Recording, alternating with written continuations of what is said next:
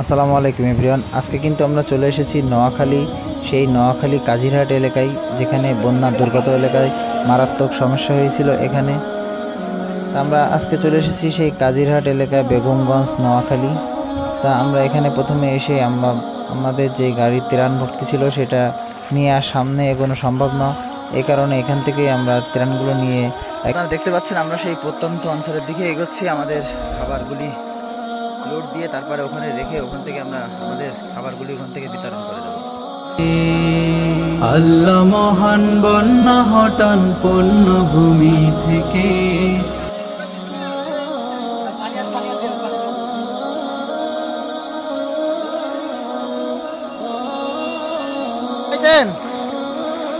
কই কই ওই যে উপরে দিতেন, উপরে দোকানের দিকে দিতেন।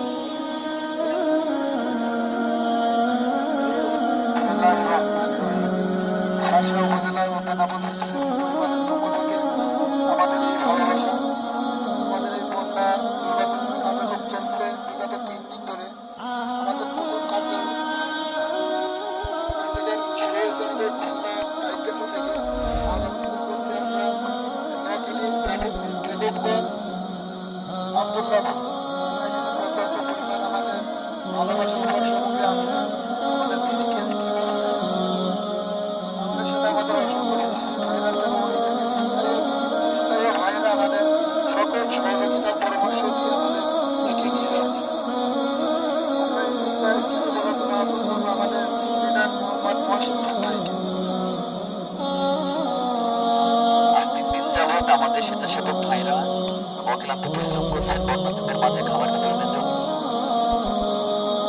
আমি ইতিমধ্যে খুলনা থেকে এবং নোয়াখালীতে বন্যার্থ মানুষের পাশে দাঁড়িয়েছি, সেটা সামনে দাঁড়াবো। এই পর্যায়ে আমাদের নোয়াখালীর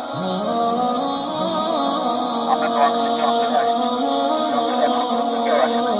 সেটা আমরাই প্রথম থেকে শুরু করে দিই, আর ধীরে ধীরে ইনশাআল্লাহ আরো খাবার দাবার আসবে। এই পর্যন্ত ভাই কথা বলবে।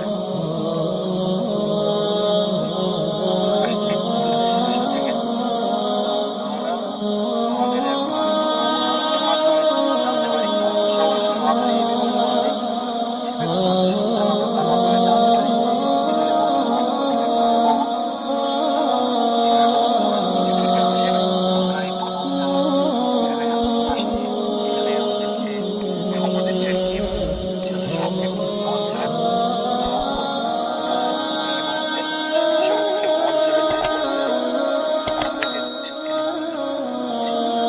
এখন আছি নোয়াখালীর একটা প্রত্যন্ত অঞ্চলের একটা আশ্রয় কেন্দ্রের অবস্থাটা দেখুন, পানি পর্যন্ত নেই।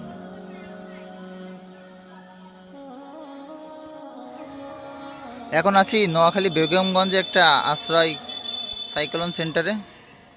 দেখুন এখন পর্যন্ত মাজার সমান পানি সেই মাঠেই, মানুষজনও আছে এখানে, পর্যাপ্ত পরিমাণে মানুষজন আছে। পশু পাখিগুলো দেখুন, ওই যে ছাদের পর উঠে গেছে, কোনো খাওয়ারের ব্যবস্থা নাই, ওই ছাদের পর ওই যে পানির ভিতরে বিভৎস অবস্থায় আছে সব।